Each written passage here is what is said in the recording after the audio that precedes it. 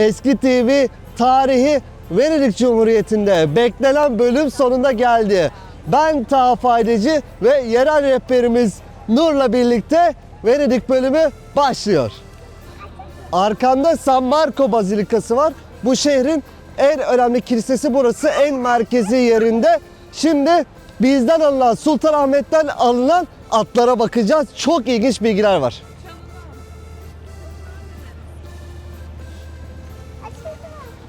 Çalınan, alınan değil, çalınan. Latin istilasında İstanbul'dan, Sultanahmet'ten çalınan atlara gideceğiz şimdi.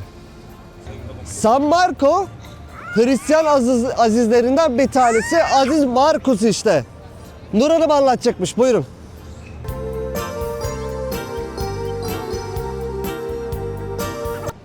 Nerede kalmıştık? Aziz Markus, Hristiyanlara göre İncil yazarlardan bir tanesi ve bu şehri kutsamak için Venedikliler İskenderiye'den 11. yüzyılda Aziz Markus'un kemiklerini çalıp buraya getirmişler. San Marco Kilisesi'nin ön cephesindeki mozaiklerde bu anlatımı da görebilirsiniz.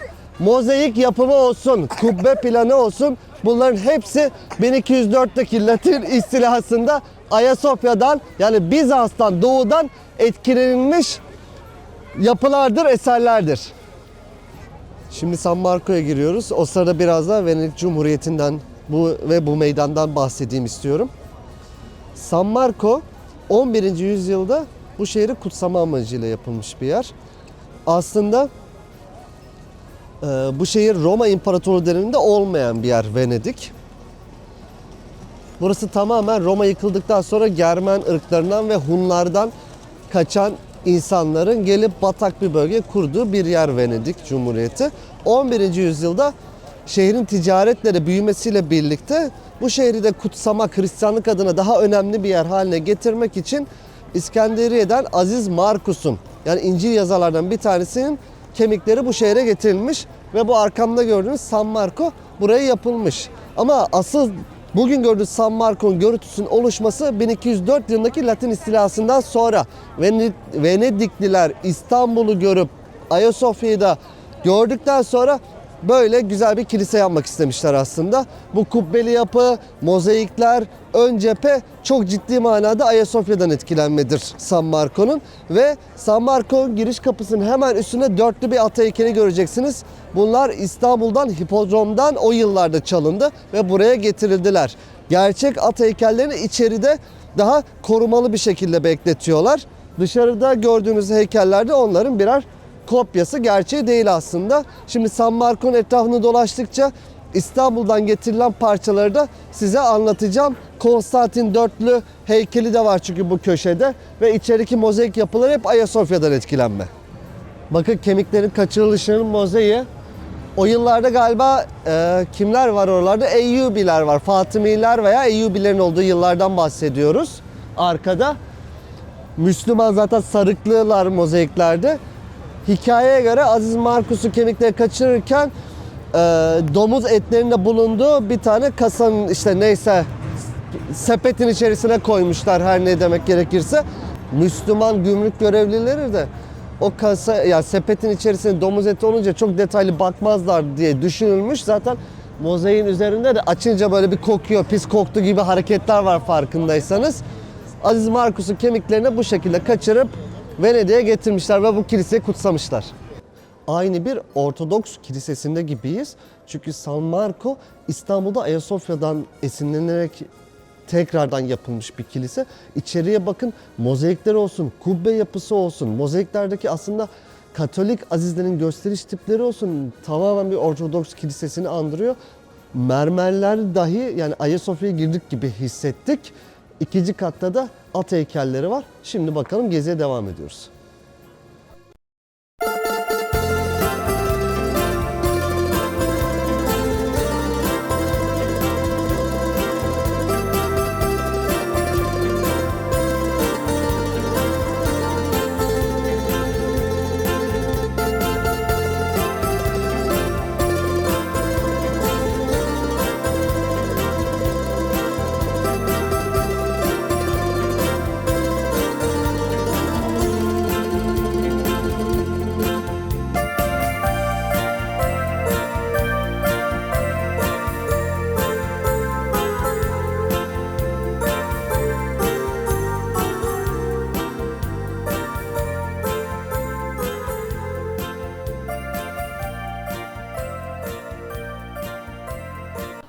San Marco'nun bir köşesinde yine İstanbul'da çalınmış çok önemli bir heykel grubu var.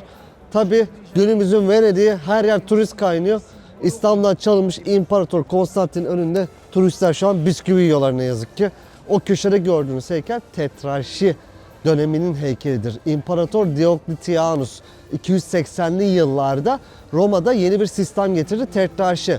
Yani bir Konstantin, bir Augustus gibi bir yönetim yapısı vardı. Yani imparatorun da bir üstünde bir yapı daha var. Daha olgun imparator yedeği de bekliyor gibi düşünebilirsiniz çok basit anlatımıyla. Doğu ve batıyı da aslında ayırmıştı o Tetrarşi yöntemiyle. Burada arkamdaki heykelde de içlerinden bir tanesi bizim büyük Roma İmparatoru, İstanbul'da Doğu Roma'yı kuran, yani Roma İmparatorluğu'nun merkezini İstanbul'a taşıyan Konstantin'in heykeli de var.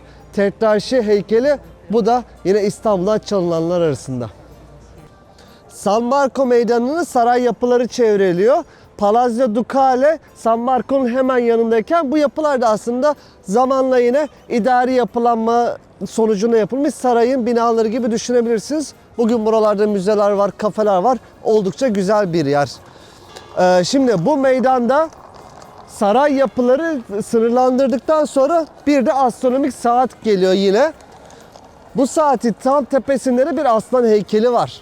Venedik'e geldiğinizde her yerde kanatlı aslan heykeli göreceksiniz. Bu San Marco'nun aslında sembolü. Venedik'te o yüzden San Marco'nun, yani Aziz Markus'un sembolünü şehrin resmi sembolü haline getirmiş ve her yerde kullanılıyor. Kanatlı aslan heykeli. Şimdi meydana şöyle baktığınızda baş köşede zaten San Marco duruyor. Önünde de dörtlü at heykeli. Önünde hemen bir çan kulesi var San Marco'nun. Bu çan kulesi de yine San Marco meydanını süsleyen yapılar arasında, tepesine de çıkabiliyorsunuz. Bizim birçok bölümde söylediğimiz gibi bu kadar yüksek yerlere çıkma konusunda çok hevesli olmuyoruz genellikle. O yüzden çan kulesine çıkmayacağız. Şimdi tarihi meydanın limanına doğru Palazzo Ducale'nin oradan geziye devam edeceğiz. Venedik Cumhuriyeti'nin protokol yolu, kimler geldi, kimler geçti bu yoldan. En son Napolyon da son verdi. Onu da gezi sırasında anlatırım. Venedik Cumhuriyeti kimdi, neydi? Şimdi arkamda San Marco, ekrana göre sağ tarafta da Palazzo Ducale var. Bu binanın da dış cephesi Venedik Gotiği olarak geçiyor. Desenleri basitçe halı deseni gibi duruyor binanın dış cephesinde. Şimdi bu liman girişinin de iki tane de sütun var. Birinde Aziz Mark'ın aslanı var. Diğerinde de Poseidon benzeri bir Yunan mitolojisinden alınmış bir heykel grubu var. Yine sağım solum her yer Venedik saray binaları. Venedik'te her yerde gondolları göreceksiniz. Bir şehir turu var, uzun geziler. Oldukça yüksek maliyetli onlar, 80-90 eurolarda. Bir de kanallar arasında çok hızlı transfer yapabiliyorsunuz. 2 euro diyor burada da. Gondol keyfini sürmek istiyorsanız, çok da para harcamayacaksanız bunları tavsiye ederiz. Biz de şimdi deneyeceğiz. Yerel rehberimiz Nur'la birlikte şimdi San Marco'ya doğru gondolla gideceğiz. Çok değişik bir his. Çok güzel bir yer çünkü. Nur, ne düşünüyorsun Nur? Nur Hanım şu an bütün dikkatini Venedik'in su kanallarına verdi. Böyle kısa, daha hesaplı bir şey yapmak istiyorsanız gondolları kullanabilirsiniz. Her yerde hem köprüler var hem de gondolla da bir yerden bir yere gidebiliyorsunuz. Şehir içi aslında şu an toplu taşıma aracındayız gibi düşünebilirsiniz. San Marco meydanında Cafe Florian'dayız. İtalya'nın en eski kafesi gibi bir iddiaları var. Doğruluğunu bilmem tabii ki. İtalya'ya gelmişken bir İtalyan kahvesi içmeden ve böyle güzel kafelerde oturmadan tabii ki dönmeyeceğiz. Cafe Florian'ı size önerebiliriz yani. Tarihi bir mekanda olması sebebiyle, çünkü San Marco'daki o saray yapılarının bir tanesinde Cafe Florian. Venedik'te birçok yerde maskeciler olduğunu da göreceksiniz ama bunlar klasik maskeler değil öyle. Hakikaten çok güzel maskeler. Bugün tabii ki konu artık ticarete dönüşmüş durumda. Estetik bir durum. Yılda bir Şubat ayında Venedik'te bir karnaval düzenleniyor. Bu maske karantina günlerinden geliyor aslında. Aynı koronavirüs gibi düşünebilirsiniz. Kara veba günlerinde Venedik'te maske takılmaya başlanmış. Arkada gördüğünüz gibi maskeler bunlar. Zamanla tabii ki güzelleşmiş bunlar. Karantina kelimesinin merkezi burası. Quarantina. Venedik'te limana gelen gemiler veba döneminde kontrol amaçlı insanlar 40 gün bekletilirmiş ve içeri alınmazlarmış. 40 gün sonunda eğer herhangi bir hastalıkları olmadığı görülürse içeriye alınırlarmış. Venedik'e girmeleri serbestmiş. Kuarantina kelimesinden geliyor, yani karantina. Hatta İstanbul'da, Galata'da da Karantina Sokak diye bir sokak var. Galata'da bekletirlermiş insanları. Limandan içeri almazmış yine İtalyanlar, Venedikliler. Arkamda da o maskecilerden bir tanesi var. İnanın çok güzel maskeler var. Tabii oldukça da yüksek fiyatlara, ama ilginiz varsa kesinlikle bir incelemenizi ben tavsiye ederim. İlginç bir kitapçıdayım şimdi de. Bu kitapçıda su, sel baskınına karşı kitapları yükseklerde tutuyor. Çok popüler bir nokta diye geldim buraya da aslında. Yani burayı her ziyaret eden, Venedik'e gelen bu kitapçıya da uğruyor. Yani kitapçı da istediğini başarmış bence. O popülerliği sağlamış sonunda. Aslında içeri geldiğinizde çok da enteresan bir durum yok gibi. Sadece bir gondol görüntüsünde kitaplar var gördüğünüz gibi. Bir de çoğu kitap yüksekte. Şimdi yukarı doğru çıkacağım. Tepede de bir kanal görüntüsü var tabii, Venedik'te her yerde olduğu gibi. Sık sık su baskınları olduğu için bu şekilde bir şey yapmış kitapçı. Bütün turistlerin ilgisini çekmeyi başardı kesin bu sayede. Bu su kuyularını Venedik'te her yerde göreceksiniz. Bunlar yağmur sularını toplamak için Venediklilerin aslında bir yöntemi. Neden? Su bakımından aslında problemli bir şehir Venedik. İçme suyu yok çünkü. Yağmur sularını bu gördüğünüz zemindeki aralıklardan yer altına topluyorlar. Ve yer altına toplanan su mekanizma olarak bu su kuyusunun olduğu alanda toplanıyor. Vakti zamanında bunları kullanırken su kuyusu kapağını kaldırıyorsunuz ve içeriden yağmur suyunu çekerek şehrin bütün içme suyunu karşılıyorsunuz. Venedik'te her yerde bunlardan göreceksiniz.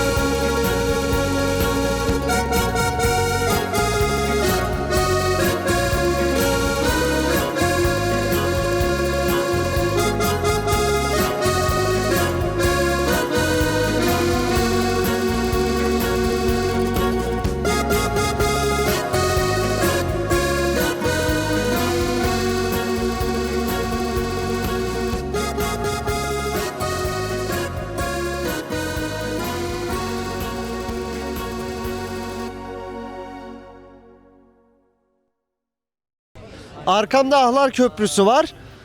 Palazzo Ducale'de yargılanan kişiler yandaki hapishaneye idam edilmek üzere götürürken son kez Venedik manzarası burada gördükleri için adı Ahlar Köprüsü olmuş diye bir hikaye var. Doğruluğu kısmını bende biraz şüpheli. Bir araştıracağım bu konuyu ama genel olarak anlatımını bu şekilde yapıyorlar. Arkamda görmüş olduğunuz köprü, Venedik'in son kez görüldüğü yer, Ahlar Köprüsü.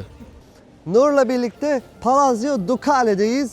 Venedik'in Doçlar Sarayı'nı, yani hükümdarlarının saraylarını gezeceğiz şimdi. Çok güzel bir yere benziyor. Nur'la birlikte de güzel bir bölüm yapacağız burada, değil mi Nur Hanım? Evet. Nur biliyorsunuz Venedik tarihi uzmanı. O yüzden Doçlar Sarayı'nın özellikleri kendisi anlatmak istedi. Burada sular var. Gördüğünüz gibi detay bilgilerini de verdi. Venedik bir cumhuriyet, ama nasıl bir cumhuriyetti? Venedik'i yöneten kişilere Doç deniliyordu. Ducale.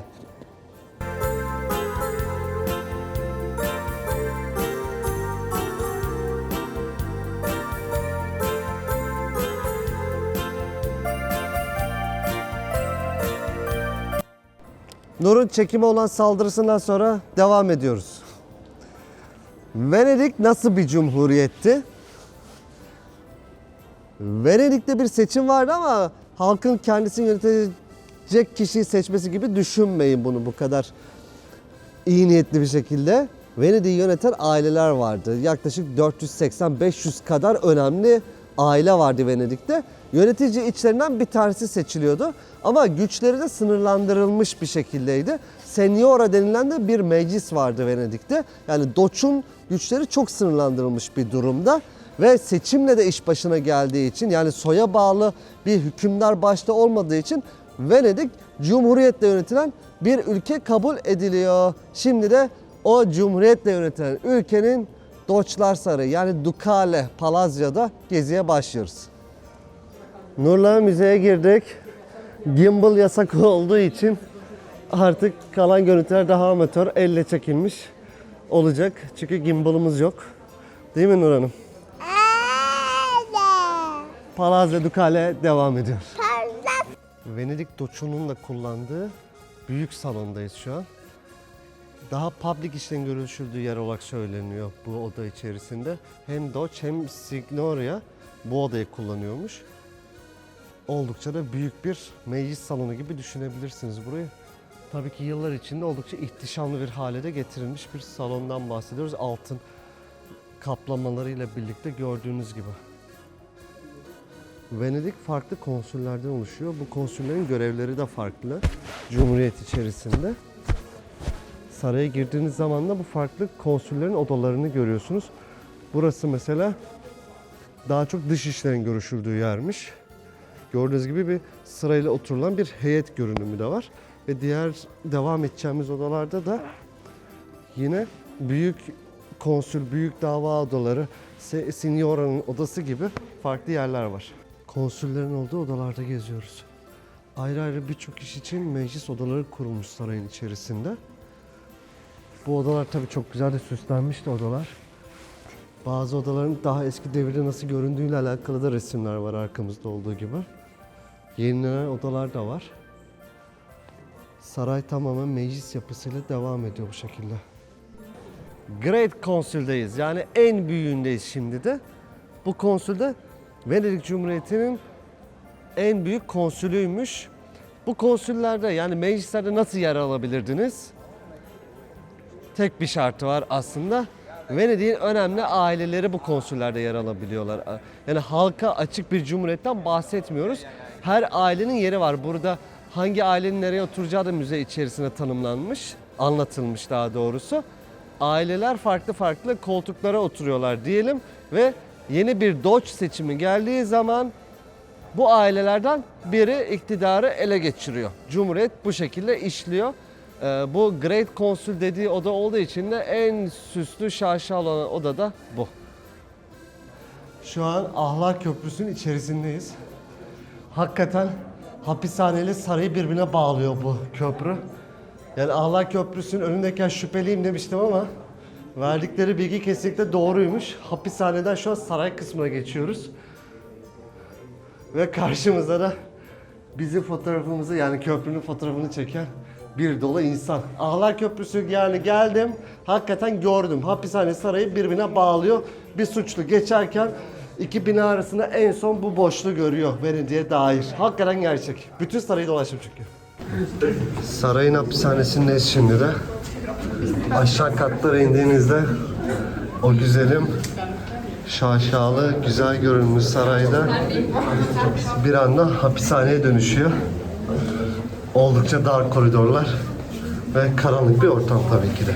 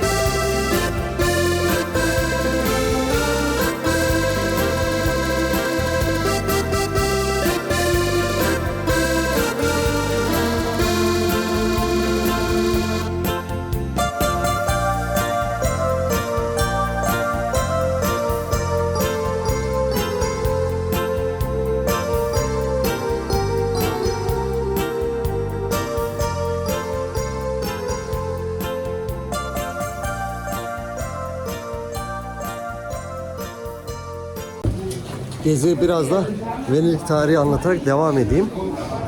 Venedik Cumhuriyeti aslında Roma dönemiyle bir ilgisi olmayan bir devlet.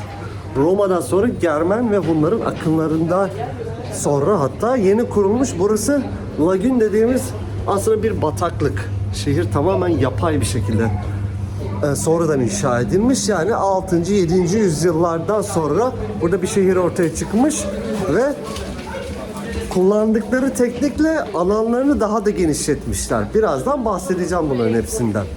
Bizim için Venedik Cumhuriyeti'nin bir önemi var. Osmanlı'nın Rönesans'la tanışması, Osmanlı'nın Batı ile ilişkisi aslında Venedik üzerinden olmuş klasik dönemde.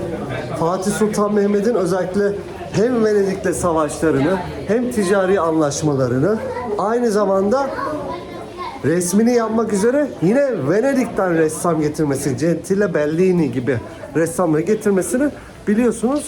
Dediğim gibi Venedik Osmanlı'nın Rönesans'la tanışması, batıya açılan kapısı. Venedik Cumhuriyeti coğrafi keşiflerden sonra aslında küçülmüş. Coğrafi keşiflere ve sömürgeciliklere ayak uyduramamış, geç kalmış bir Akdeniz devleti aslında. Yani İç Akdeniz'de bulunan bütün devletlerin kaderi gibi coğrafi keşiflere, yani 1500 senesi, o kabaca 1500 yılına kadar olan dönemde kadar dünyanın büyük devletleri olan Osmanlı, öncesinde Roma İmparatorluğu, Venedik gibi devletler coğrafi keşifler sonrasında bu güçlerini önce İspanya'ya, sonra da İngiltere, Hollanda gibi ticarette başı çeken ülkelere kaptırıyorlar. Yani Venedik bir zamanların dünyanın baş ticaret devleti, Doğu'nun ticaret yollarını elinde tutan devleti olmuş. Bu devlet 1800 yılların başında Napolyon'un işgaliyle sona ermiş. Venedik Cumhuriyeti tarihe karışmış. Bugün geldiğinizde Venedik bataklığa kurulu lagün alanda devasa, çok güzel, Avrupa'nın gözde kentlerinden bir tanesi olduğunu göreceksiniz. Böyle köprü yapmak hiç de kolay değil. Çünkü biliyorsunuz Venedik lagün, yani bataklık üzerine kurulmuş bir şehir. Yani üzerine bir bina inşa etmek için temelini sağlam bir şekilde ayarlamanız gerekiyor. Çok destek atmanız gerekiyor. Rialto Köprüsü'ne bulunduğu kanal oldukça geniş bir kanal. Ve ortadaki bu adaya bir köprüyle bağlanabilmek uzun yıllar çok zor olmuş. Bu köprü 1588 yılında yapılmış. Neden çok zor olmuş? Yapılan her köprü yıkılıyor, tutmuyor. Akıntı var burada. Dibi bataklık, balçık.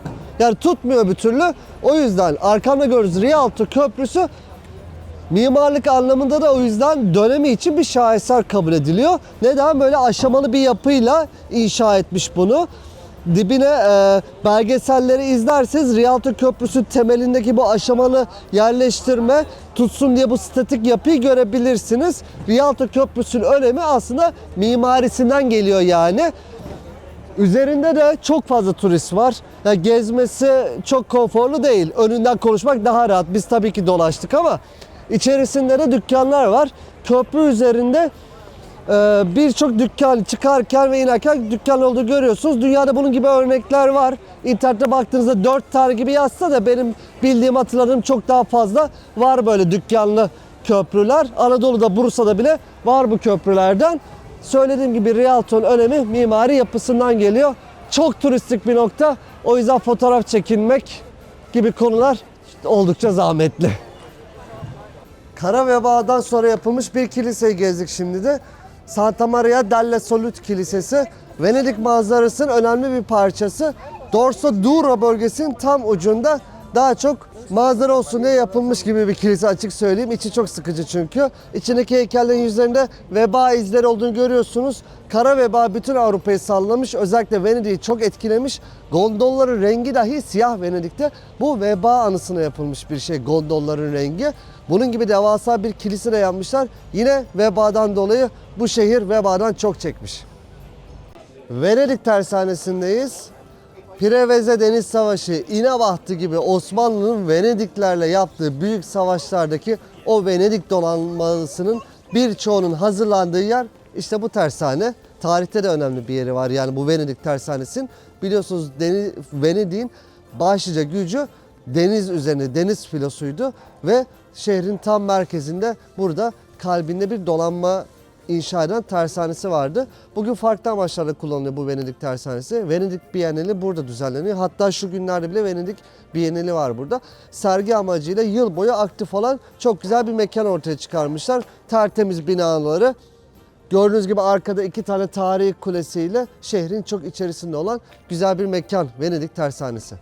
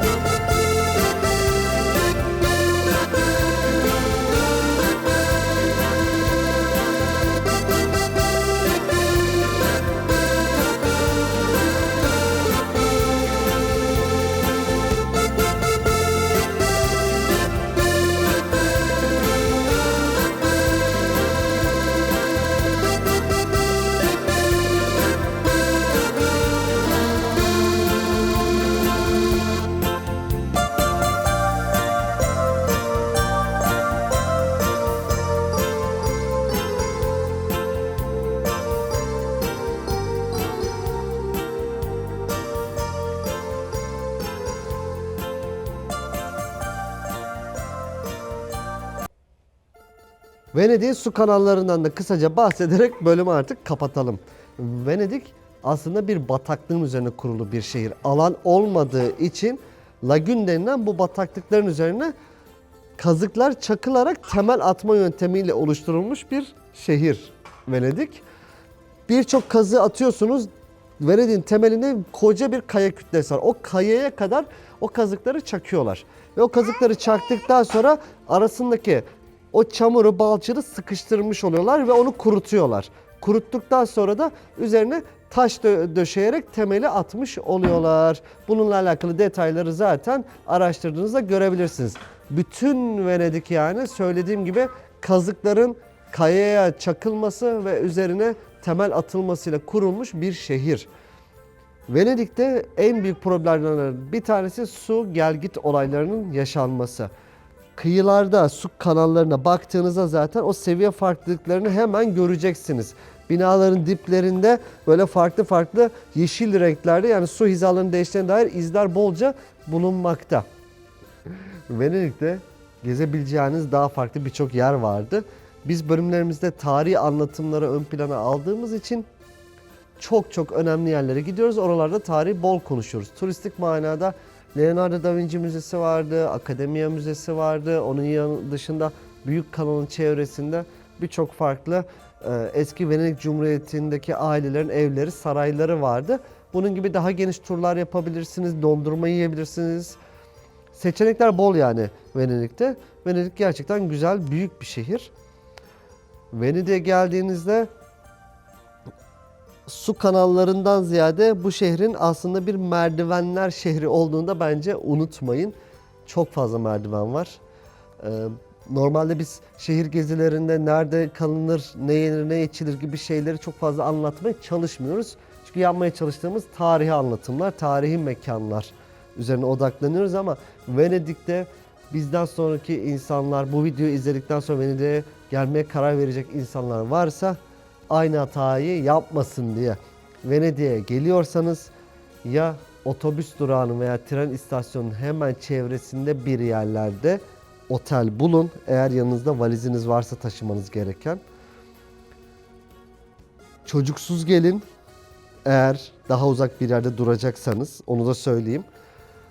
Çünkü yani ben 3 günde 50'nin üzerinde merdiven çıktım. Ve bunların hepsinde bir çocuk, bebek arabası gibi yorucu bir durumda. İnanın çok yordu.